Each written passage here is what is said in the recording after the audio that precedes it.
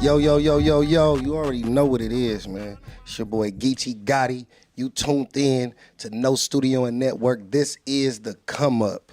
Yes, man, The Come Up, man. When we detail the come up of all our guests, man, and the way they got to it, man, the voice of the culture, man. And today we got a very, very special guest. Shout out my co-host Craig, as always, in the building. Good, man? Y'all know what time it is. And we got the owner, you know, the big-time entrepreneur, man. Adam22, no jumper in the building. What's good, man? What's going on, Geechee? How you guys doing? Man, we feeling good, man. We Nice feeling to be here, good, man. Yeah, nah, man. We, you know, it's now we interviewing you. You done interviewed me before, so now we on the shit done changed, man. You know what I'm saying? Full circle, just that fast. That was a dope little spot you got here, though. This is legit. Nah, I appreciate it, man. You know what I'm saying? And also, I see that y'all, you know what I mean, moved from the last spot where I was at with you. You know what I'm saying? So congrats on that, for Appreciate real. it. For but when real, I look man. at this spot, I'm like, damn, nobody, or not nobody, because I mean, it is a fucking garage and shit. But it's like it's like people don't really have that much of an excuse because you could renovate some shit in your crib and just fucking be able to record there. It's inspirational to see, you know? Real talk. No, that's real talk.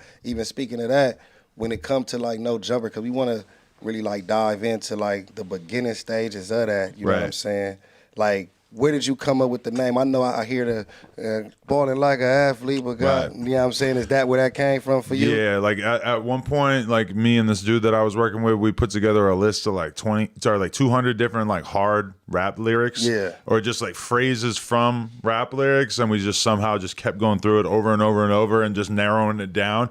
And I think that was the first time I ever came up with a brand name like that before, because I had a couple different brand names I was doing in the BMX world. Yeah. And those just kind of like popped up. Like it was just like, oh, I'm gonna do this, I'm just gonna call it this, whatever. Like it was my first thing. So I like didn't really, which ironically my BMX website was called The Come Up. Okay. That's So fine. That's what it was. I was gonna not mention it, but yeah. But Stole it. nah, I mean, no, because even at that time there was a really poppin' New York City DVD series called The Come Up DVD. Yeah, and that was kind of like they came around about the same time. So it was in the air. This is like a classic name. It's a classic name. Yeah. Makes sense. But I got the Instagram and the comeup.com, so we might have to talk about that. You know what I'm saying? After the show, we hold up. Nah, but fuck. What No, you you're said? saying like how'd you come up with that when you finally snatching that name up? Just that Gucci song, like 95 Air Max, because I'm a dope runner, balling like an athlete, but got no jumper. And there's a perfect like metaphor there too, because it's like early on, I was mostly interviewing people who were kind of like smaller, like clothing company owners, random kind of rappers, like underground rappers, some dude who was like the 5th most popular dude from a group type shit at first. That's like how I got started, really. And so, you know, to me, it was like that lyric is basically Gucci saying like, I'm balling, but I don't have a jump shot. Yeah. And that's probably pretty true of a lot of people we interview. They got it in a out of the ordinary way. Yeah, you know straight up. Nah, straight up. You know what I mean? Was that something that you kind of always seen yourself doing though? Like trying to be in the interview and podcasting realm? Because I know you said you started with BMX, and did you like eventually be like, nah, I want to mess with rappers, local rappers, and you know what I mean, and grow that? Was that something you always it's kind of weird how it worked, because in 2006 I started this BMX website, and it's basically 100% inspired by hip hop media at the time, because I'm looking at Now Right and Two Dope Boys and all these like different hip hop blogs, and kind of just realizing like this is the future. Like we're gonna be all looking at these different websites that is just like a list of news and information and videos or whatever. So I just saw that, and I was like, I love looking at these rap blogs so much that there must be some version of this I can do. And I had been riding BMX for like 10 years at that point. I'm like, oh, this is perfect. Like I'm just gonna fucking do this exact thing about bike riding. It became huge. I was doing it for like 10 years, and towards the end of that 10-year run, I started to realize like, oh, the media is going in a different direction. Social media is becoming super important. Blogs are becoming less important. And, you know, podcasts, I started to get obsessed with Joe Rogan and all the early hip hop podcasts like Combat Jack and Joe Budden. Started listening to that shit all the time, and I just started thinking to myself, like, I know all these underground rappers. I know all these weird people with clothing lines. I know these porn star bitches, all this different shit. Like, I could totally do my own version of this, and I actually can think of like 50 people off the top of my head who nobody else is really going to interview that I would be able to interview that I knew would be dope. Fashion kids, whatever, you know? So I just I had already been doing BMX interviews, and at a certain point, I was just like, all right, I'm just gonna kind of pivot and start fucking with all these other kind of people, because to me, when you're in BMX, and I'm gonna say that probably in battle rap, you kind of feel the same way. It's like you have a big fucking built-in fan base because there are a lot of people who are super into this, but then sometimes you feel like you're never gonna go outside of that world, right? You're never gonna be able to like, and battle rap, you do, you know, there's definitely like times and opportunities where it overlaps with the mainstream more and everything, but at least for me, I've been doing the BMX shit for like 10 years, and I hadn't really had that many like brushes with doing stuff that was like bigger, you know? I wanted to fuck with rappers. I wanted to know people who own lit clothing lines. I'm starting to like go to more parties and just meet all these interesting people. I want to do content about that. So that was basically the beginning of No Jumper, and it became this fucking game where every day I'm in the store meeting new people, doing new interviews. All of a sudden, somebody like, you know, somebody like you, if I knew you at that time, you would have walked in, I would have said, hey, what up? And you introduced me to your 5 friends, and you tell me, yo, this one fool is fire, you need to interview him. I fucking duck it off. I put him on the list. I start researching him. I hit you the next day, like, yo, let's get that dude in for an interview. And I'm just playing the game of like going from not really knowing anybody to meeting everybody in such a short period of time. And it was like, now I'm kind of used to it, but at the time when it first cracked off, I'm putting in like 10, 12-hour days every day, just like grinding, going to shows every night, going to clubs, trying to just run into different people that I wanted to work with. You know, it's like sometimes I feel kind of lazy because I don't be going out at night and stuff. I just kind of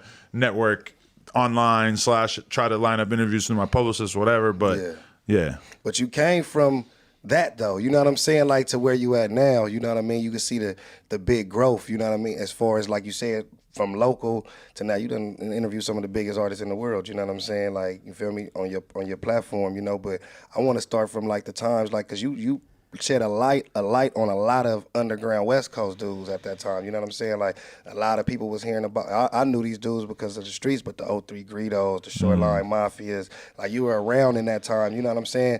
Like, how was that for you, like, being around that? Because a lot of them done went to jail, some done passed, you know what I'm saying? Like, that those names done been on your platforms, and then you see like how their careers have turned out, you know what I'm saying? Well, it's crazy because like all the dudes I was working with rapper-wise in the beginning for the most part were not on some gangster shit, you know? It's like all the SoundCloud rappers and stuff are not really, they weren't on that. And it's like, it was kind of crazy because I'm in LA doing interviews with all these different rappers, but early on I didn't really touch on like the LA street type shit too much.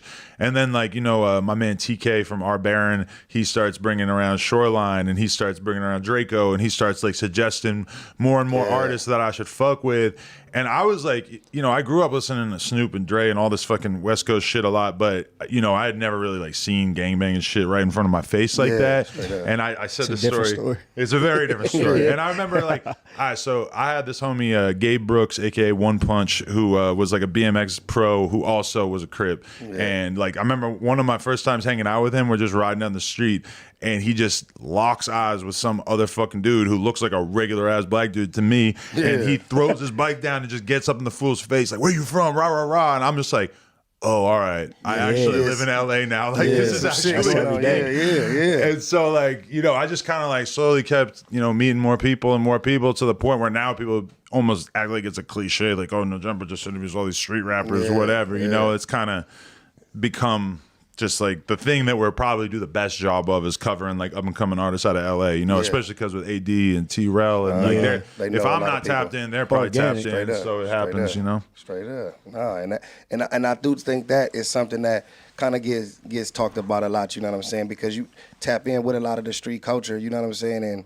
I've seen you on, I think, the Joe Budden podcast, when they tapped in about it as far as like feeling like having an obligation to a certain way. But do you even feel like that? It's because I do the podcast, and then sometimes I try to steer away from certain content because it's just me. But I'm a gang member, so you know what I'm saying? So I understand it, you know what I'm saying, a little bit differently. Do it be times where you kind of just be like, well, shoot, these dudes up here, they going to talk what they going to say. I ain't, you know what I mean? Like, I'm not really going to steer them in the right kind of talk. I'm going to let them do what they do. Or do you feel like, all right, let me try to make sure I can get them to kind of show themselves in a different light? Because you know these cameras, niggas say certain shit and you can't take it back. You know what I'm saying? I mean, it is weird because it's like you got somebody like AD or T-Rail who clearly cares about their standing in the streets. So it's like they are all on Twitch and everything now talking about all kinds of messy shit. But it's like they also have it in their head that they don't want to cross this line of like disrespecting somebody or whatever. And I'm sure, you know, bro, if you had like a really big death in like the LA rapper community right now, it's like they would talk about it, but you know they're gonna be pretty careful about how they talk about it, including shit like,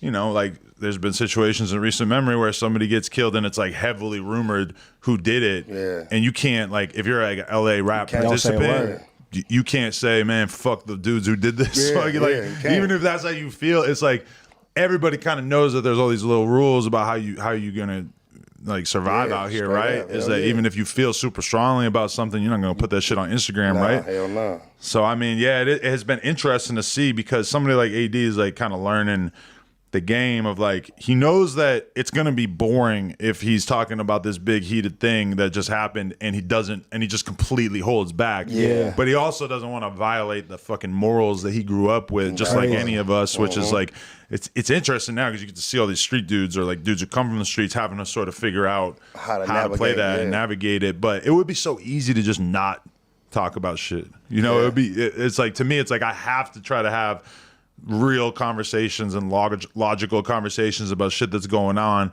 without really worrying that much about who I offend, but also not really going out of my way to try to offend anybody, you know? The real thing too, I think that's really instrumental about your show and who you are as a person, and it seems like the atmosphere you've created, is that you have people from a multitude of backgrounds, but they're all authentic. That's the one thing I can see, they give their true version of themselves. If you're talking about Flacco, you're talking about Gina, you're talking about Sharp, you're talking about AD, you're talking about House Phone. All these people, the true essence of who they are, you allow that to come across on that platform. But I do want to say that, was that something that you did strategically? Because it seems like 85 to 90% of your staff are black people.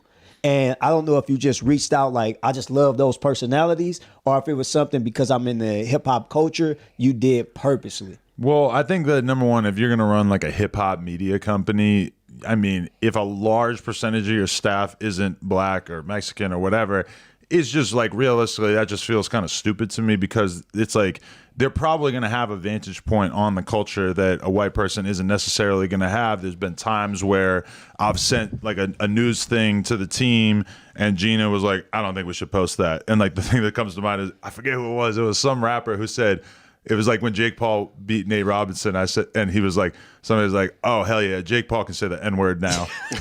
And I thought it was kind of funny. I thought it would be a good post, because it's like, if you don't assume it's a joke and you just read that title, like so and so says Jake Paul can say the N-word now. I thought that was a really funny title, and then Gina was kind of like, I don't think it was a good idea, and I'm like, yeah, okay, I can see that. That might look a little weird, like we're endorsing it or whatever. So it's like, I wouldn't say it's like a super intentional thing, because we do have white people that work for us and stuff. Yeah, for sure. But yeah, to me, it's like, I think the standard might be a little harder on a white host, because it's like, I'm already bringing a lot of Caucasian energy to the show. And it's like, if you're going to be on the show and you're going to be white, then you probably need to like, know a little something. Your knowledge is going to have to really be there, you know? That knowledge. Great addition to Lush. Lush, I think Lush is a good example. For sure. Great addition. He brings a lot from the hip hop community, from battle rap. He's instrumental. So, you know, that was a great addition. I think that you do have a great eye for talent. Yeah. With that being said, I know that you just had a little controversy up there that was going on. And man. as that happened, I'm not gonna lie, I watched it probably about 10 times. That's why you got to watch it more than once, is to watch me. You got to watch me. I looked at you just probably 6 of those times, and it's like, you wanted to stay, you wanted to leave. I should be here. This is my show. I shouldn't break it up. I got security. I got staff. Like, what went through your mind when that happened? For the record, I saw a TikTok that had like 10 million views, and it was just me. It wasn't the fight. It was just me. Straight and up. I was like, that's like way more successful than any TikTok I ever posted. Why the fuck didn't I think of that? But I mean, my brain was like, oh, holy shit, he's hitting him. Because I had already been podcasting for like 3 hours at that point. I had done like another podcast right before that and you know, I'm smoking, I'm chilling. I've done so many podcasts and nobody's ever hit the other person. So I was just so shocked. And like a little part of me was just like, oh, I'm getting the fuck out of here. This ain't my problem. But then I kind of like looked at my staff and realized that they were going to get involved, and that's just, I can't just like walk out of here with the fuck. And also, it's not as dangerous as it looks, because we do have security who searches everybody for guns on the way in. So it's like, it wasn't the kind of thing where I'm thinking, oh, maybe someone's gonna Somebody start gonna get- shooting. Yeah, nothing but fists. That's Yeah. nice, at least. Like that, Yeah. you know, that's good that we have that security protocol in place. But Right. I just like, I don't know. I mean, I didn't see it coming, and I kind of can't blame Kelpy for like not reacting because he clearly didn't realize this was happening. And Yeah. But he gotta know, like, and it's just Yeah. you can't say the bitch word to somebody. But it's telltale signs too when you be like, wait. yeah. And when he moved the mic and he like you and you double down, you can't call another Because man I've a seen bitch people, like that, man. because I've seen some people who were on the side of like, man, oh, I might didn't have to do that. He knew he could beat him up or whatever. about that. But it's like it's still a respect of just calling the man a bitch, and then you double down and triple down on it, like I'm calling you a bitch, and at that point it's like, you know what I Then mean? afterwards, yeah, he it don't matter bloody if and the still cameras call here, him a it don't matter bitch. if the cameras here or not, man. I gotta, you know what I'm saying? But like, there's a now you bunch of going little too shit hard. like that. Like, honestly, in New York, and I guess it's probably like out here too, but if someone says suck my dick, I feel like it's going down. Yeah, that's out of control. And I Yeah. think fit and bitch both pretty much have the same Come on. effect Yeah. where, you know, and then obviously there's the next level of dissing somebody's dead loved Yeah, ones, love- which we Oh, mostly man. hear in music and shit. But Yeah. that there's all these things you could do to like escalate for the tension sure. and almost like force the person to hit you. And that's why I wasn't able to Yeah. look at that and be like, suspect, I can't fuck with you anymore. Yeah. Because I kind of feel like AD or T-Rail or whoever, like a lot of the guys on the show would have done the It would've same been thing. the same thing. Yeah. Maybe if they didn't start just straight beating the dog shit on him, like maybe he could have stood up and walked out. That would have been a responsible way to handle it, Yeah. just because it's in the Yeah, the get it business shit and outside or everything. something, yeah. That would have been responsible, but I still can't really look at suspect and be like, bro, you're a fucked up person for Yeah, that. nah. Because I kind of feel like he was almost being baited into it. You know? Yeah, nah, for real. Like as in anybody, like I say, man, that in that moment, that heat of that moment, like, hey, you calling me a bitch? It's like that's right here. Like a bitch is like an automatic Yeah. word. It's like right now. It's like now and never. You can't say bitch and then I fight you later on. that If I night. was sitting there with you, know what doing I'm that saying? interview, I feel like you would have done the same thing. For sure. And I wouldn't have been able to be like, Geechee's a savage. Yeah. Geechee, I can't have him around. He's crazy. Because we would have had to. Like, it's just that, you know what I mean? So, Mandatory. yeah, he did. You know what I mean? But I do feel like, you know what I'm saying? In a situation like that, though, for the most part, yeah, when with guests, even we try to be the same way, you know, you kind of see where it's going to that little level of like heatedness, you know what I'm Yeah. saying? And sometimes you do want to stop it, but I understand from a podcaster where it's like, well, ain't nobody never got hit before, so let's get this, you know what I'm saying? Like, let's get this shit going. If I knew that I could have jumped up and stopped that fight from Yeah. happening, I would have. Yeah. It's just that it happened before I even had time to process what was Yeah, what was happening in my happening. fucking brain. And it's like, it's not only that I've never been close to having a fight on camera like that, but I don't even think I've been like 10 or 15% of that. Yeah, Like yeah. that just got so heated so quick. And I you know, the situation with 16 shot him where he spit when in he- Fago's yeah. face. All right, that I wasn't there for that, but that's like a similar situation. yeah. But I've never personally. I think of like the most heated debates that I've been in on the podcast, and I never feel like they're going to turn physical. Violent, yeah. Maybe me and AD once or twice, we kind of almost felt like, oh, this Like, is getting hold on, pretty might have fucking to heated. Like fight. maybe this Might could have to actually fight, happen. Yeah. Straight up, yeah. Nah, that's a fact. To now though, the movement, you know what I'm saying? I want to talk about the movement from the old spot to now. You know what I'm saying? Like how has that been? Like what? Like you feel me? Like was that something you like? You know what, man? Too many people knowing about this spot, or was it just like, you know what, man? Now we just own the bigger and better things now. You know what I mean? Yeah, I mean, it just wasn't really on point security wise at a Yeah. certain point where it was just too easy for people to pull up and be lurking around and stuff. Yeah. And so we did have a security guard for like the last 6 months or Yeah. 8 months, I forget how long, at that spot, 10 or maybe even like a whole year. But yeah, at a certain point, we just needed more room and everything. And it was kind of like, for me, it's like, okay, like I'm gonna actually just like jump off this fucking cliff and buy this big ass space rather than moving into a space that might cost us like $30,000 or $40,000 a month in rent. Yeah. I was just like, I don't want to fucking do that. I hate that mentality of just like dumping money into some shit when I could own it. Yeah. So I actually like did the fucking pain in the ass shit with my staff of like seeing 10 different spaces. And I mean, Yeah. the market for buying an office building in the valley is bullshit. It's like Yeah. super hard to find something, and it's not 100% of what we would want, but it's pretty fucking close. And we have security there every day, which is, it's so big that it has like this different problem where if you didn't have security who was kind of keeping an eye on the cameras, then you would feel like anything could happen. Which is like a really bad feeling. When I'm on one end of that fucking office, it's like literally there could be a shootout on the other end, and I'm That's not gonna how- fucking that's know. how- that's how big it is So in the there, security just has to like be there to Straight make up. sense of it, which is kind of intense, like just to even have that level of protocol going on. But, You know, what's your favorite show on No Jumper? Because you got a lot of different shows. Yeah. We got the Sharp Show. We got AD, Gene. You got Joe. You feel me? Like, what's the one that you like? You know what? I like watching this on my damn self. Like, this is my favorite one to tune into. Well, I do like Sharp for sure, and I really like seeing like with AD, T-Rail, and Duno. It's like, say what you will about them, but they have the camaraderie and the Great group chemistry. Yeah, they got good vibe, chemistry. and they're all very different, and it's like different ages, different like styles from different Cultures. places. Yeah, so I do like their shit. I feel like they probably have the most cohesive vibe. But on Thursdays we have Disconnected with House Fun and Blasey and all them too, and it's like I like that shit too though, because it might not be as popular as some of the other ones, but it's like they are speaking to a younger, hipper, fashion oriented audience, and they do bring people in that I don't know who the fuck they are, and then all of a sudden I look them up and I'm sort of getting familiar, and like I love having people on the team who just have wider interests than me and can tell me about all the different shit that's going on. So I fuck with all of it though, honestly. Anybody ever declined to come on the show that y'all reached out to? Like, nah, I ain't coming up all there. the time. Yeah, probably every day. Damn.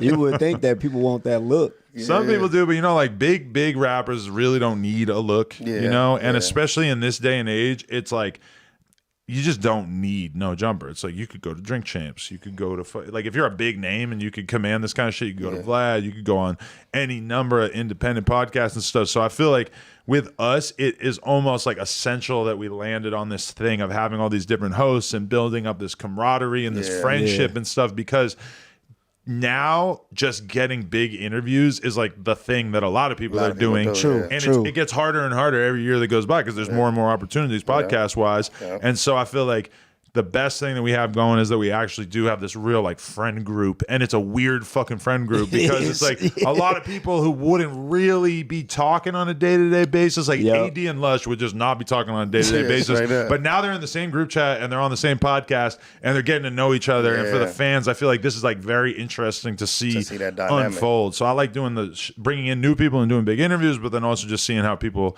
can sort of get along and everything. And I think like that one thing I would definitely say you're one of the places on the West that people would have to stop by. I think you would do yourself a disservice if it's an accomplishment to make it to No Jumper. I totally think agree. that now being able to see that, and I understand I watch a lot of the shows, and I think that we can give you the mantra of like the coolest white boy on the West. Like, because you're essential to us on the West, and I think that even if nobody else tells you that, I know a lot of people say you exploit our culture, but you giving niggas jobs. You put a lot of people on that a lot of people wouldn't even sit down with. And I think that was one thing that I looked at that Joe Budden podcast, and it's like, you exploit the youth, but at the same time, the same people you would be willing to sit down and have an interview with, they wouldn't even think about contacting.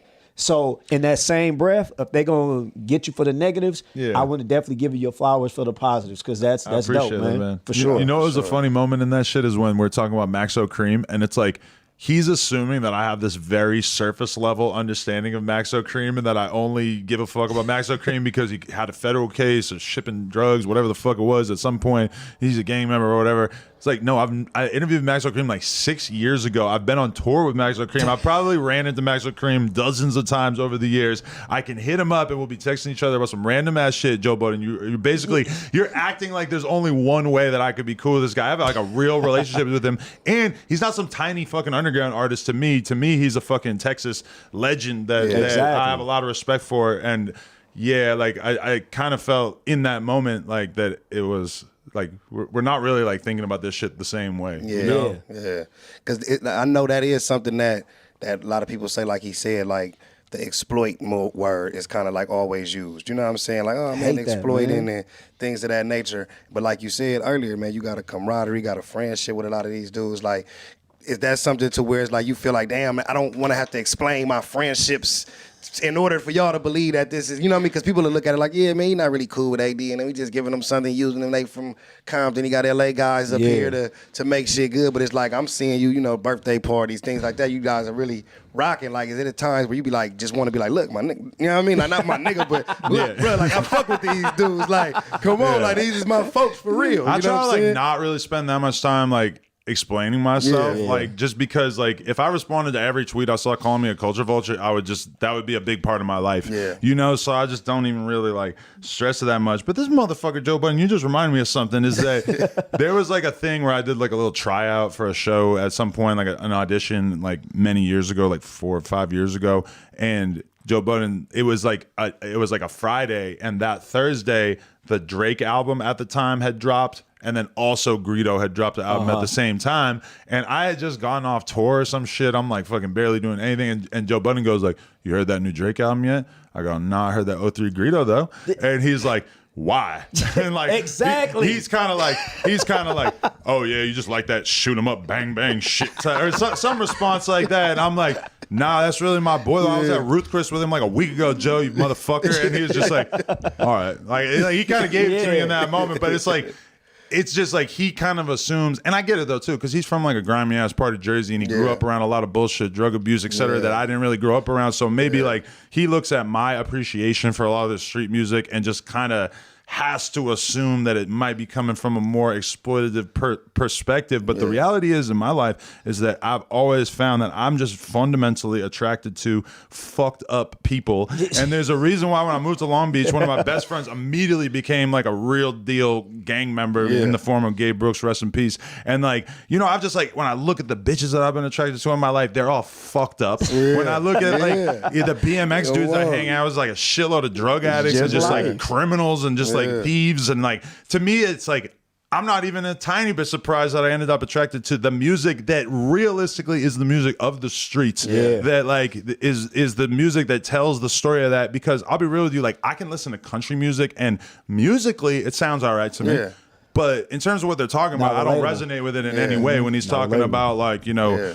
sitting with your wife by the fire and having I don't know what the fuck they're talking about, but we hit holes by the fire. Honestly, my phone started auto playing a bunch of 80s rock, Rod Stewart and shit this morning when I got in the car, and I just didn't even turn it off. I'm listening to Rolling Stones. I like it, you know, like I dig all that shit. I like 80s rock too. But in terms of like the characters, like all these rock bands I never really felt that interested to like go learn about them and watch documentaries and stuff. Whereas on the other hand, as soon as I found out about Snoop Dogg, it wasn't just like I want to listen to this music. It was no, I want to understand who the fuck this guy is and what the fuck he's talking about. Like I was just so interested in the culture of it. And it's like I urge a lot of people have to like throw this negative light on it and be like, look, you're exploiting it, whatever. And to me, it's just kind of okay. The problem with that too is like even us in the black community, black culture, we wouldn't. Most of these people that are athletes or are they're rap stars, they wouldn't be that way if it was just on us, then the onus was put on us to support them.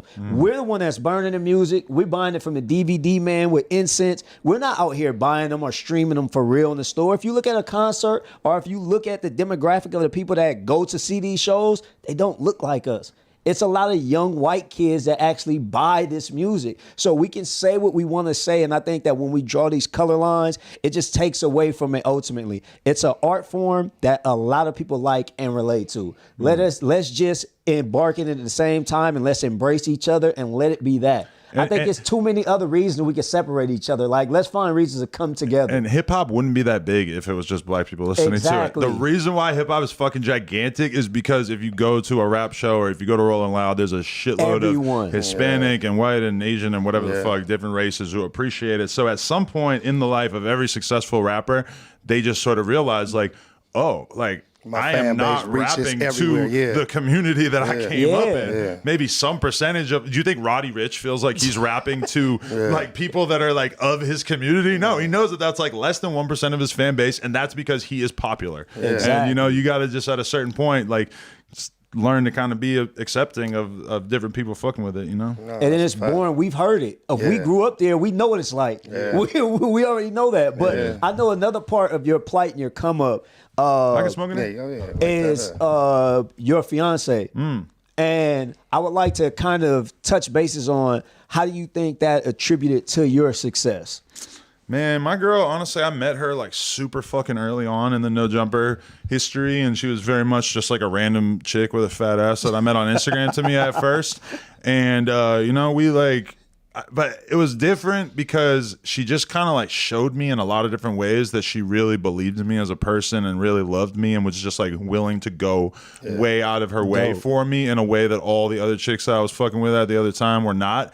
And, you know, she just like, she really like just stood by me in those first couple years during like the most dramatic part of my life where I'm blowing up, I'm getting canceled, I'm fucking like, I'm depressed, I'm elated, I'm having the best times of my life, I'm fucked up on drugs, I'm getting off drugs, and she just like rode out with me through all of it, and it's just like, I don't know, she just like really like showed me she was a real one in a way that it would be so hard for me to like separate from her unless I really felt like I had to, because I even like I was just said to her the other day, I'm like, you want to know what I can honestly say to you is that I think you're just as good a mom as my mom was to me. Wow. And when I look at my mom, I look at her as like the greatest mother who's ever lived, that I could never repay her for all the shit she did for me. Right. And I was just like, I don't see you as being any different than my mom. Compliment. Like, I was like, and you might not realize it right now, but that's the greatest compliment I'm ever gonna fucking give you, because that's the most important thing in the world. You know? That's a come up. But at the same time, you gotta know we love our mamas. You know what I'm saying? So if you get somebody that's big. That's golden. You know what I'm saying? That's definitely golden. Because if you have a kid with a girl and you can't say that, inevitably that's gonna be what fucking is driving you crazy. It's like,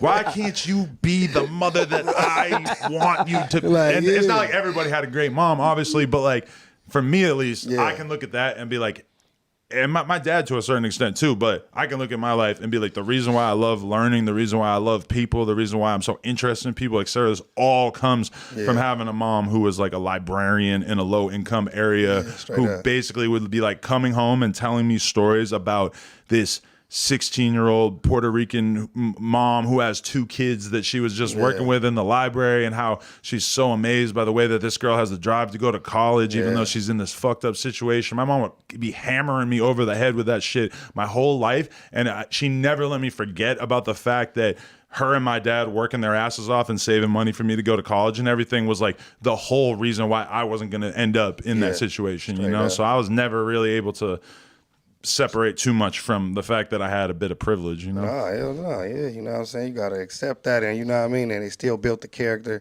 you know what I mean, that you got today, you feel what I'm saying? I want to ask you this, though, man. Still in contact or looking out, anything for my guy Crip Mac, man? Anything like that going on, man? I ain't talked to him in a minute. I got to talk to him soon, but yeah, I definitely want to know what the fuck is going on. I might have to pull up to the block because, shit got a little spicy. Last time he was on the podcast, he was talking shit about the you-know-whats. And certain people weren't feeling it, and it got a little weird, and I'm trying to, you know, it's like, and shit gets weird too because it's like, bro, I interviewed Swifty Blue after he was beefing with Almighty Suspect and didn't even think, fuck, like I'm creating a weird situation here where, you know, and it's like I have to fucking keep all these different connections in my mind. And as the crew gets bigger, you know, it's easy with somebody with like AD who, even if he has had, you know, shit in the past, whatever, it's like a very tiny group of people that he would have anything to say about me fucking with. Straight up. And same thing with T-Rail, et cetera. And but then there's other people who are like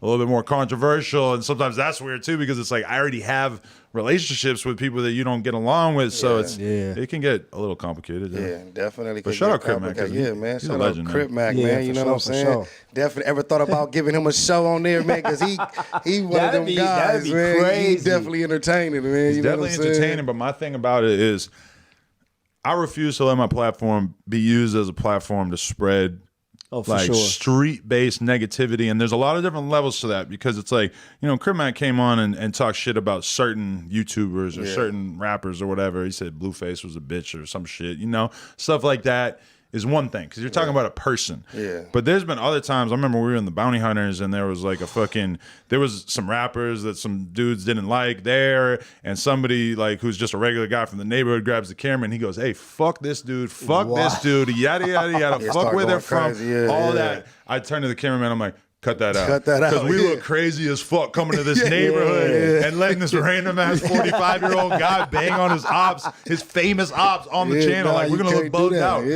So there's a lot of those little decisions you have to make. And even with Crip Mac, I remember after he did the first interview, as soon as he got done, he said, "I didn't diss yada yada." And I'm like, I appreciate that actually, because I didn't think about it that much, but it would have been putting me in a kind of an awkward position if you did. And so then like the last interview that we did, he like specifically called out a person on his show and specifically said, fuck this gang or whatever. And it was just like, oh God, dude, you finally did it. Okay. Now with that being said, I know that if you did have a majority Caucasian cast, that's probably something you wouldn't have to worry about. So now, knowing that you have people that come from these backgrounds, that you have to balance out the streets and I have to balance out professionalism, or even when you had to deal with the suspect situation with Kelpy, like I think because you kind of came from the background, you understand like it's certain things you can't say to a man, regardless of where we're at. But how is it balancing that out? And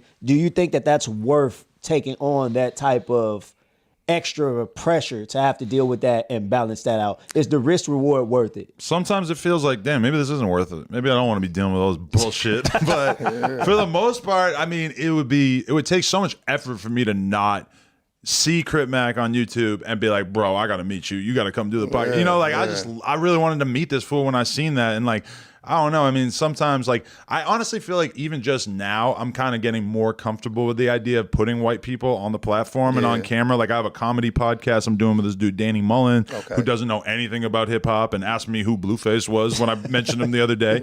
And, like, you know, even bringing Lush on and stuff, even though he's like a fucking mega lifelong hip hop head. But now I feel like I'm more comfortable, maybe just like building out like a shitload of different people on the channel and everything. But I don't know. I mean, it's like, but the other thing about it too is that it's like there's 5 billion fucking black people I could put on the channel who don't have anything to do with gangs or street shit too. You know, it's just like that really is like one of our main interests, and that's like the primary people who are going to have something interesting to say about us reporting on the PNB Rock situation. Rest in peace. But it's like, you know, you need to have people who have something to say if you want to be able to talk about shit going on in hip hop. So definitely, yeah, I don't know. Yeah, nah, most definitely. Because you got, like he said, it's a balance. It's tough to balance it because it's not always you either. You know what I'm saying? So exactly, and so being kind of like, you're more so like, we got to report the news a little bit. Like, that's what the platform is. If somebody died, if somebody went to jail, somebody got something, we got to talk about it. But then you got street cats who kind of understand, like, it's a thin line. I don't want to say, hey, yo, this dude is in jail for this. And then now everybody on the internet saying, oh, you dry snitched, or this dude got killed by this dude. Now, you know what I mean? It makes it kind of, it's still that balance of trying to report the news, because there's other platforms like, let's say, Akademiks or something, where he can just say whatever, you know what I'm saying? And don't really care about the repercussion of the streets. Him reporting on the Takeoff murder, like in real time, figuring out who did it and stuff. Crazy. But it's weird because it's like he's so clear about the fact that he's not trying to be a street guy. He clearly does not have any obligation to protect any criminals or whatever, and he moves around in a way where it's like nobody's going to be able to catch him slipping or whatever. So he takes on that responsibility, and I respect the fact that he did it, even though when I realized that he was on live stream doing that, I was just like, oh wow, like, when I heard that Takeoff died, my brain didn't go there. To let me like, I gotta solve it. You know? Exactly. But at the same time, it's like, if it wasn't him, it was gonna be somebody else on Twitch doing damn near the same thing, you know? So I don't know. I think the internet kind of desensitized us a little bit to death, though. Do you agree a little bit that the internet kind of, because people post people getting shot, post the deaths, you see it all the time now, you know what I'm saying? Bunch of homies that I've seen them die, or I've seen them in varying, at one stage or another, PNB Rock, X, I didn't know Takeoff, but like all these people that I've basically seen their corpse on social media. And it's like, thankfully, a lot of it I didn't see after. Like when I found out X died, it was like I looked at Twitter and boom, I see a video of him with his shit split open. And I'm like, fuck. And then I never saw that video again. Now, I never went out of my way to see it, but it felt like maybe Twitter like blocked that video so people couldn't post it, which would be a nice use of social media to make it hard to find something like that. But yeah, and even when I think about it, bro, like before No Jumper, how many friends of mine did I have who died? Like in the BMX world over all those years, I had like a couple drunk driving deaths and like, you know, a bunch of motorcycle deaths when I was younger of just like BMX dudes I knew who like would grab a motorcycle and just be trying to do crazy shit and die. But yeah, for sure, like when I think about the deaths that I dealt with early on, which was like Lil Peep and X, it's like it feels a lot different when I lose somebody now, because it's just I feel so like numb to it because it's happened so many times. And now I try to like really like force myself to like when it's somebody I really cared about, really had a relationship, I try to force myself to do things to really spend time dwelling on it. Like I felt like going to Draco's funeral was like a really important thing for me, just because it gave me at least like this moment of closure of like being able to see how important it was to all these people. And I think I gotta like make sure in the future that I really go out of my way to do that kind of shit. Real talk. Because I think it's just important that you find some kind of way to just be still with your thoughts and think about what you've lost there, you know? No, that's a fact, you know what I'm saying? Like, I dealt with that as a youngster, losing a lot of friends, you know what I'm saying, that died and went to jail young, and you don't see them no more. So that type of trauma, like, we become immune to it, too, to a sense, you know what I'm saying, that to see it now on the internet, you just look at the world like, damn, everybody is just like, yo, it's just like a normal day. Like, oh man, it's more important for people to just report it than even post a video, be like, to even care, to even take time to sit back and reflect on it. Like, everybody trying to be the first one to break the news. But or I to think tell a lot of people from the hood don't even realize how fucking traumatized they are by the shit that they've been through, because in a lot of like upper class white type areas and shit, that if there was a student who fucking killed another student, they would be like having like mandatory therapy sessions for all the kids in school, and or like if a girl commits suicide, it's like this big fucking nuclear event that they have to do all this shit to try to make sure that the kids are okay and stuff. And then I'm assuming in Compton, it's kind of just back to business the next day, right? It's like a lot of black people and people from the hood just, I think that like the benefit of therapy in particular is like to try to gain some understanding of like what all that shit has done to your brain. Our mental is to the point of like, not to cut you off, our like mental is to the point in of the military or some shit. You know? I was just about to say the same thing. We really, as the type of lifestyle that a lot of the people in those neighborhoods go through, they pretty much have come to the realization that every day they got a chance they could die. Or every day they got a chance they can go get 25 to life. You know? Like every day though, like they wake up and go outside. That's a reality. Like, yo, man, I might get killed today. I might have to kill somebody. I might have to rob somebody. I might have to, in order to keep my day going, in order to make it home at night, is not the same as the average person that just gets to walk up, go to the store, can't go to any gas station, can't go to any party, can't wear any can't color, kick it with any girl, can't just, you know. So like, mentally, like we don't catch it until later on as we get to these ages and can look back like, damn, and when I really didn't go to these places. When I talk to a young dude from Chicago or LA, and you start to realize like these Chicago kids are especially like, it feels like the pressure on them it's like a binary choice. You carry a gun or you take a gigantic risk of getting killed. And it's like when you realize that there's like 16-year-old boys having to make that decision and how intense that decision is, and I'm sure you've fucking been there. It's just like you realize how fucked up this scenario is for these kids. For a lot of these kids, for real. They going to school, you know what I mean? Trying to navigate to get there still. Like, man, is it worth even going to school today? You know what I'm saying? I got to walk through all this or get off this bus in this spot doing all this. So, it's a lot. That stuff is tough, Which is why I think we wanted to create this series. Exactly what we're doing right now is because this is a platform for us. We grew up in that environment, taking ourselves out of it, showing this is possible. You've done that, taking people out of the environment they've grown up in, showing this is possible. So now, just kind of being along the same lines of that, what do you think is instrumental for the come up for you? What was one of the most vital things you could give and you can pass off? And what's one of the things that you can say someone told you and you strayed away from and it benefited you from straying away from? Combat Jack, rest in peace. He was like, I don't know if you guys are probably not super familiar, but he was like a lawyer, like one of the first black lawyers in New York who was like doing like legal work for Bad Boy and shit. And so he was like real early on that world and kind of just like left all the lawyer shit behind to say, no, I want to be a fucking podcaster. He died young, like 4 years into like creating this podcast empire and stuff. But he helped a shitload of people early on getting into the podcasting space, people like Tax Stone and me, and like had a whole network of podcasts and stuff. And I remember him telling me, he goes, bro, I see you, and I see you doing 3-4 podcasts dropping in a week. He's like, you got to make it special. You gotta like just drop one a week and just make it special. And that is good advice for like a lot of podcasters. But I was just like listening to him say that, be like, bruh, no. Like, I got way too much energy in me to talk to one person a week. Like, I'm trying to talk to at least 4 or 5 people a week. And that to me could be like a day or two, like just doing 2 or 3 per day. And like, I understood where he was coming from, but I'm so glad I didn't take that advice, because kind of like my signature is that I do a shitload of interviews. Crazy content. And in the same week, I might drop an interview with a battle rapper, an underground rapper, a famous rapper, a porn star, a skateboarder, a fucking whatever. Like, I love that shit. Like, that to me is what keeps it fun. If I just and a lot of the underground rappers I interview and stuff, it's like they are really underground, because that's my advice is like, you have to like be willing to take chances on people who are very early in their career, I think, if you want to really establish an identity, because if you only fuck with people who are super established and have already done 15 fucking interviews, then you're just not going to really have your own brand. And like, when I look at content creators, sometimes I look at like, there will be like chicks on YouTube who, when the Johnny Depp Amber Heard trial was going on, they are every day making so much content about this one trial. And yes, that is kind of like weird to like devote your whole being to covering this one thing, but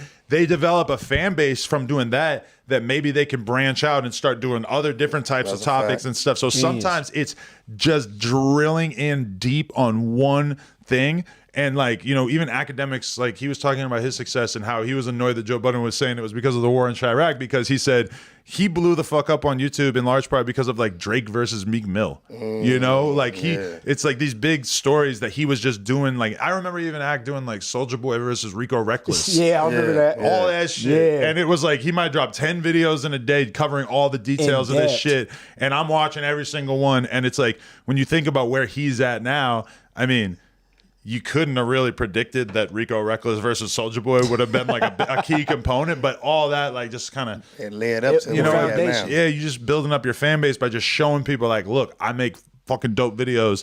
Maybe you should trust me when I make a video about something the next time too, you know? Yeah, it's just building that trust and that relationship. Great you know? advice. Great advice. And I think that one other thing that you and your fiance have done is porn.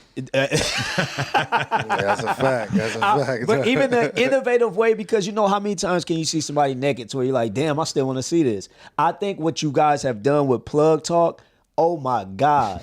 I'm married as well. I would love to coerce my wife into being able to do that one day. But I think, where did that concept come from? We're going to get the women here. We're going to talk to them, and we're going to slap them cheeks. Perfect. You get so much content out of that one sitting. Where did that come from? Genius. Basically, like there was this company that was trying to convince us to do like a podcast where like the girls took their boobs out at one point or whatever, and they were trying to convince us to do this whole thing. And me and my girl kept talking about it, and over time I just started to realize like, we do not need to be giving 30% to this fucking company. And they were trying to get 50% to start. So like we got them to 30. And then I'm like, what the fuck do I even need these people for anyway? So, you know, and me and her were like, I don't want the girls to take their boobs out. Who gives a fuck? I want to bang them. I want to fuck on camera. And so me and her just liked the more extreme version of the idea. So we stopped talking to this company and we just did it ourselves. And I mean, honestly, it was just like, it was like a business that I knew that we could create that I knew would do really well from the beginning. But it's also like the long-term plan of it is to kind of make Plug Talk like a no jumper, but for porn, in the sense of like, we want to be able to create a lot of different content that basically like kind of revolves around that shit. Because like you can just totally create a media company these days and like create all these different businesses. Like one really extreme example that I was talking about the other day is like, you remember when there was all these memes about Daquan? Yeah, Daquan. And it wasn't even a real person. It was just like a joke about like a white girl bringing home a gangster ass dude, right? Like it was just like a funny joke. But like somebody starts like a Daquan Twitter. I'm not sure exactly how it proceeded, but they start like a Twitter and an Instagram and get a bunch of followers. And then at some point these accounts get bought. And now there's a media company called Daquan that just does all kinds of, I don't even know what they do, but I assume it's like general black people interest type stuff. And it's like they started a media company off of this one thing. And like now when you look at a lot of the ways that No Jumper makes money, it's like our Instagram page is a big part of the business. The TikTok is a big part of the business. The Facebook that just clips or whatever, it's like that's a big part of the business. So it's like this might all started with just me doing interviews, but ultimately like you can add all these different revenue streams from a million different ways. And even like YouTube is about to start letting you monetize your shorts. TikTok is about to start letting you monetize your shorts. So it's like, even if you're just a dude with an iPhone, like I just interviewed the dude Akiway Raheem from New York. Do the chopped cheeses and he's all famous for making ill sandwiches now. And it's like he never even had to go and get a nice camera like that or get some lights or some shit. No, he just has like an iPhone. And he just doing this shit. And built this whole fucking business off being a random ass, where's he from? Yemen? I forget. Like he's just making sandwiches. Like the Akiway though. The fuck? Like that right there proves that you really don't need much to get going. If you have a good idea. That's a gem right there. If people didn't catch that, is the fact of you just create content. Create it. Put it out there. Yeah. It'll go to the right people. Just continuously push it out. Yeah. Someone to love it. Like people, we watch my kids watch kids play with toys and shit like that. That's so weird to me. They just hand be right there going like this. Like, come on, man. Giving them little voices. But Ryan's toys, the little boy was 9 years old, had over $30 million. Dude, the other day, I because sometimes I go to YouTube and I just write animals for toddlers, and it's just these videos of it shows a bunch of animals, it says their name, and my kid will just love it, and she'll be like, doggy, horsey, like she loves it. But I see a video on the sidebar, and I can tell from the thumbnail, I'm like, oh shit, this is like a 12-year-old girl who's rich as fuck. Her parents gave her a horse, and she just makes YouTube videos of her. And I clicked on it, and my kid is, of course, completely lost watching it. And it's just this little girl combing her horse's hair. She gets on the horse. She's walking around on the horse. It's like a 25-minute video of this girl trotting around this fucking horse. But this is like pure ecstasy for a little girl like mine who's just thinking that like she has a horse. This is amazing. And you know what's weird too is it doesn't get translated in the way that like if me and you sit there and watch like a Dan Bilzerian video and he got mad cars and bitches and shit, we think it's dope, but also it's like, yeah, it's a little braggy. Rubbing it in our face. I get it. You got a nicer car than me. That's cool, man. Yeah, but like with little kids, they don't really have that filter in their brain. So it's just like, she has a horse. It's just dope. She's the best. Yeah, they gonna watch it for hours. My son, he tunes in the dinosaur. All I gotta do is type in kids playing with other dinosaurs. He right there locked in.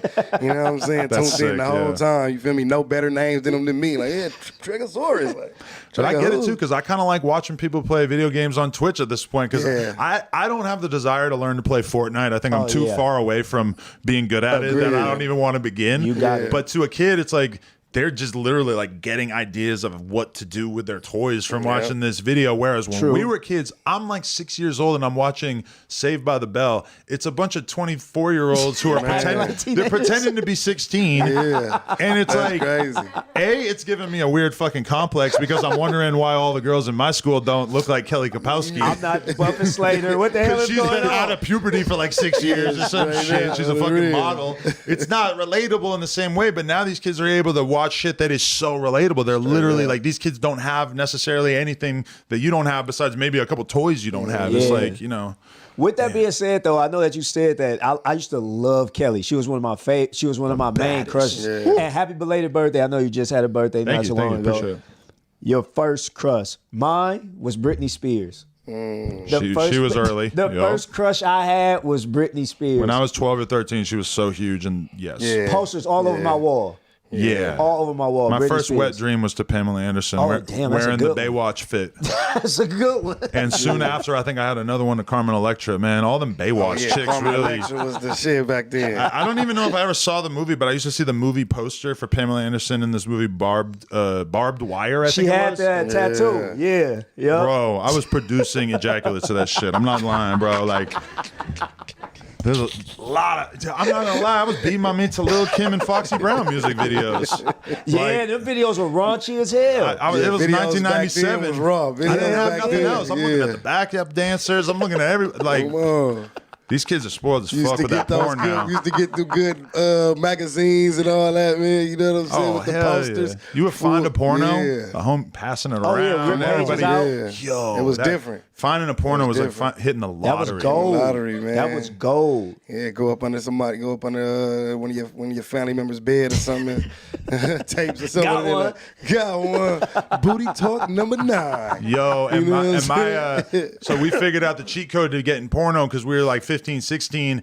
And so we had one homie whose dad had a van, and we would convince him to take us with our BMX bikes to Montreal for the weekend because it was only like a 6-hour drive.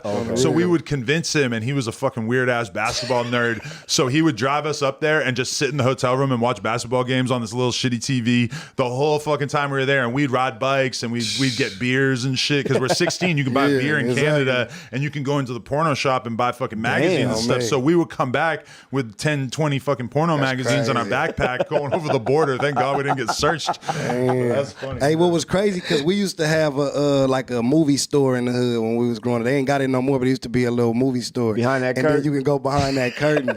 You know what I'm saying? With this shit. And as a kid, we used to always be trying to get behind that curtain, man. Like, but they'd kick you out. We go behind it. They come get you be banned and shit. You know what I'm saying? You can't go in there and rent Ninja Turtles no more, So at the video rental spot, there was the secondary room, and so we kind of figured out at a certain point that there was damn near nobody paying attention to that room. So we would dip around the corner and grab a fucking VHS case, and then I figured out that if I open it up and just peel the magnetic strip off, put the case back, boom, I fucking am walking out of there with 2 porno VHS tapes in my waistline. But then you know what was crazy is that I swear to God, like the second time I did that, I went back and they fucking put up like a different metal. Switched it up. They switched the security system because I took fucking 4 porno tapes. And that fucking fucked me up to be like, I'm the first person who thought of this. Like, I forced your hand. Come on, man. Yo, Change the game. I'm like Change the 13. I'm like, game. damn, I got some power.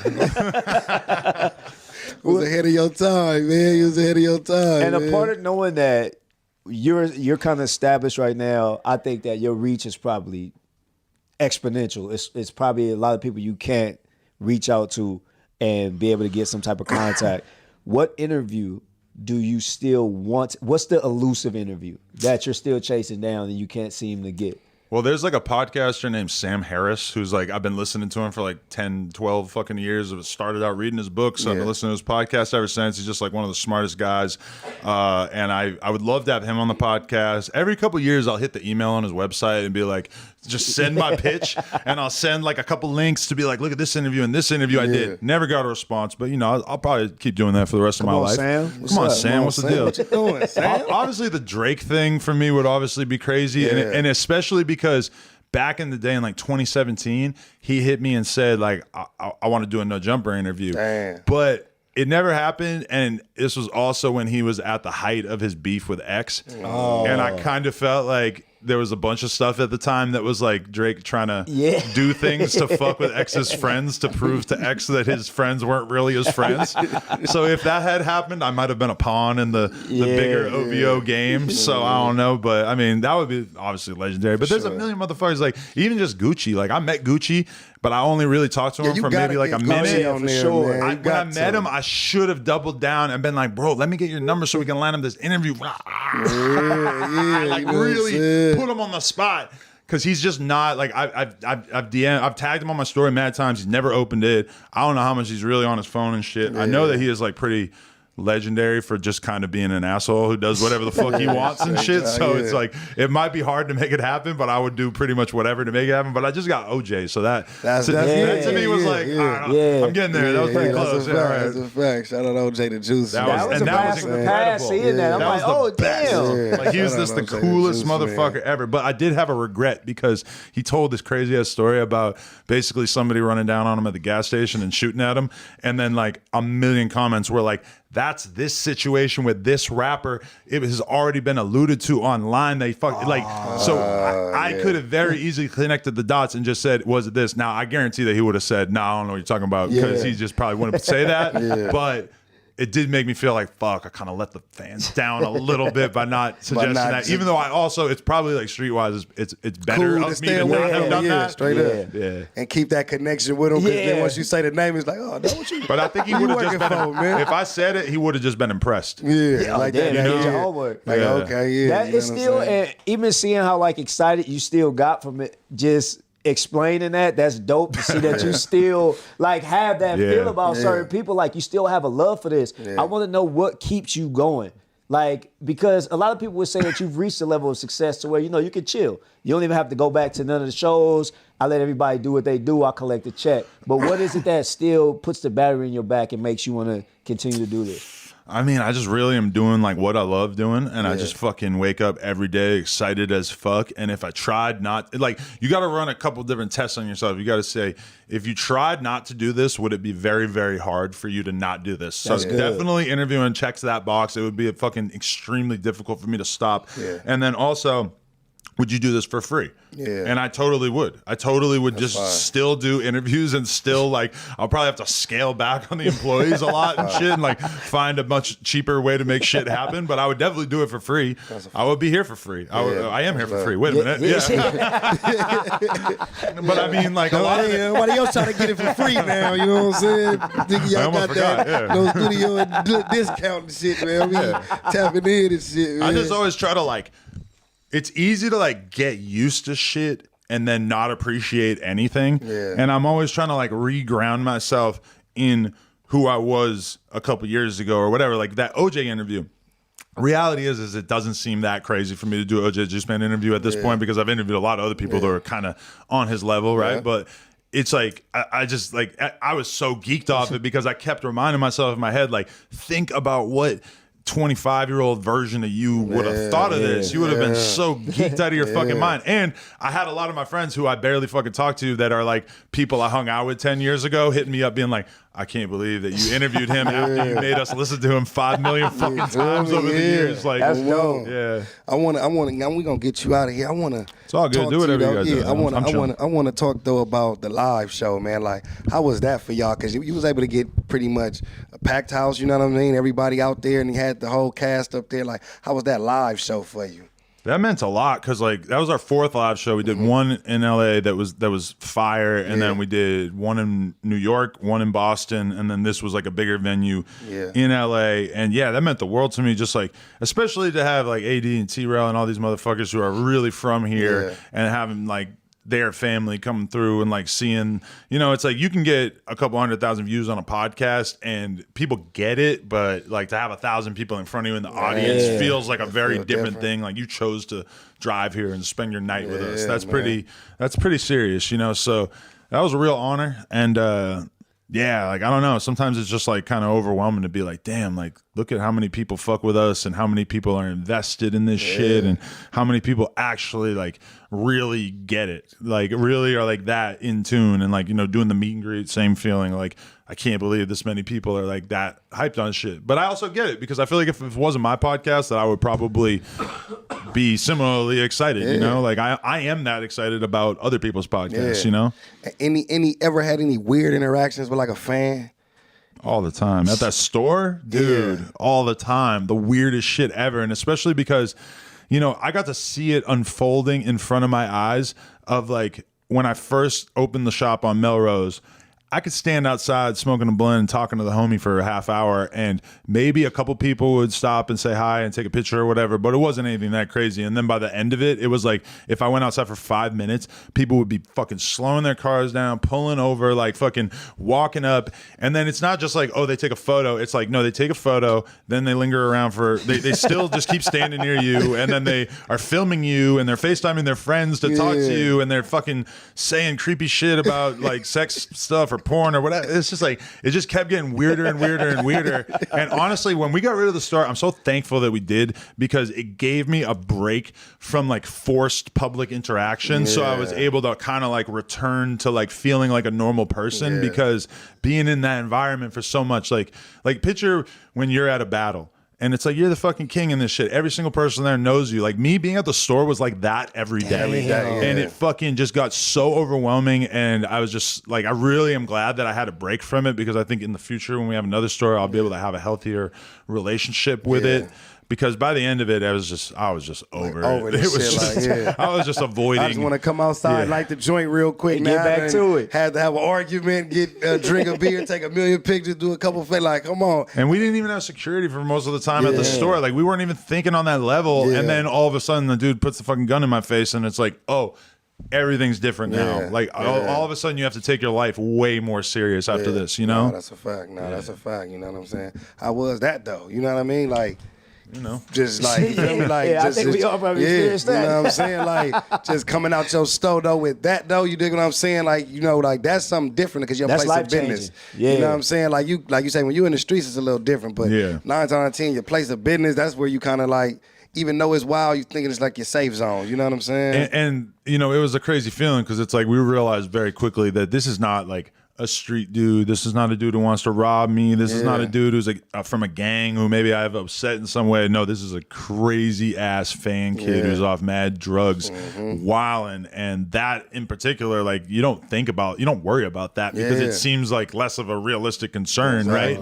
You know, so like, yeah, that changed everything and made me just want to start taking my security a lot more serious. So I know, straight up, do it a little different now. It's called the come up. We always ask this now, one piece of advice that you can give somebody that's in the same field of you, that's trying to be a podcaster, up and comer, that's on this come up, like that you would give somebody that's watching the No Jumper, platform, that's like, I want to do what Adam did. Like, what advice would you give that younger dude that's watching right now that wants to become, following your footsteps? The Adam23. I think you got to just hone in on a topic, become a fucking expert in that topic, keep compiling your knowledge year after year, and then study the greats. Like, you got to be able to watch, just do your research in the sense of like, if you want to become great at podcasting, say there's a topic and that's going to be the topic that everybody's talking about. Will Smith and Chris Rock. Let's take the most obvious fucking example. And you're going to go on all these different podcasts and stuff, and you're going to see, maybe even just take notes. What did Vlad say about it? What did Akademiks say about it? What did Van Lathan say about it? What did Adam say about it? What, like, and really just like take a look at what all these different people approach that topic with, because all of us, without really talking about it or acknowledging it, are trying to just like find the interesting shit to say about any given topic, And it's like, if you really want to become like a force in the culture or whatever, you're going to have to just like pay attention to the greats and learn how to do the thing that they're doing. And just, I think that laser focus on like a specific thing though is like, I think about like, all right, the New York drill shit. There's this one YouTuber dude named Swayze, and I watch his videos whenever he drops some shit, even if I don't know the fucking names of the rappers, because he just is funny as fuck and he tells you all the shit that's going on in the New York drill scene and makes it very, very entertaining. And that's basically like pretty close to like what Akademiks came from. And that's pretty close to what I came from with just doing all these SoundCloud rappers or whatever. Like, just find really niche shit that you really personally like and just fucking make the content that you can. And I just advise people too to like, I think there's too much live streaming where people make these long ass unedited videos and it's like, that's dope, but also like, make me a 5-minute video or make me a 45-second TikTok that is dope and somehow like expresses your personality, is easily consumable, because the reality is that people are blowing up on TikTok every day, left and right. YouTube is pushing shorts super fucking hard. And what they're not pushing as hard is live streaming, because it's just a 3-hour broadcast of you on live is just kind of like unapproachable to people, Whereas like a 30-second TikTok is like anybody could just see it and you could become famous overnight if you're putting out a version of yourself on TikTok or one of these platforms that people will put out there. So a big thing I would encourage people is just like, focus on how you can make short shit, because if you're not already known, then you really need more fans, and you got to focus on the way that people are getting fans, which to me is this short form shit. Most definitely, man. So, got any final questions you want to ask him? My final question: what was your best episode of Plug Talk? You want to know something I was thinking about the other day is like when I think about the top I'm getting on there, it is just like pretty much like 95% top that I never experienced my whole life prior to that. Like, 'cause you're just really dealing with a lot of goats, like a lot of crazy blowjobs that like a normal girl just does not put that much thought and effort. And sometimes when you even hear the porn chicks talking and they're talking about the importance of the spit and using the spit and the balls and the like everything, it's just like, I just like routinely have experiences on there where I'm just like, this is fucking crazy. Like, how is this like a real thing? How did I actually cook this up? I've just experienced like deep throat from girls like Kira Noir and Carmen Karma and like and Adriana Chechik. That is just like insane. And like, vaginas, there's a lot of different feeling pussies out there too, dude. And at the same time, too, it's like I feel like me and my girl have these very like connected bonding experiences when we're enjoying a woman together. And then even beyond that, I've noticed my girls top has gone a lot better from basically having this like these coaching sessions with all these other chicks. So she just adds mad different like tools to her arsenal. Okay. And it's just like So she's like a little melting pot of everybody. I mean, you know what I'm yeah, saying? you feel can't me? be in the studio with a legendary rapper over and over and over without picking up some tricks. You know, like it's just gonna happen. You can't surround yourself with greatness over and over and over without. And she was great to begin with. Don't get me wrong, but she just like has clearly like been influenced by it, and I have to tell her that because I don't know if she even realizes that she stepped it up. I'm like, you're doing great, girl. 2 great compliments, man. You know what I'm saying? Damn. Great mom and great top. Man. You know what it is, man. Hey, this the come up, man. You know what I'm saying? It's your boy Geechee Gotti, man. Voice of the culture, man. Got my co-host Craig and them in the building. Here, man. Y'all know Hey, what's this happening. was us, man, chopping it up with Adam22, man. No jumper. Hey, we appreciate you pulling up, man. If there's anything you want to shout out, you know, everybody know you and all that, but you got the flow. You know that. Hey, it's an honor. I fuck with your shit. Watched mad different battles over the years and shit, and yeah, it's just an honor, and I appreciate you having me on. And if people want to fuck with us, just No Jumper and Adam22 on all socials, I guess. And yeah, let's do some more content soon, man. Yeah, let's get it, man. Let's go. get it. You already know what it is, man. Yeah, no studio and network. What the lick read? I ain't never been concerned with a bitch need. Yeah, my money dirty, but my dick clean. She was walking, so I bought her as a 10.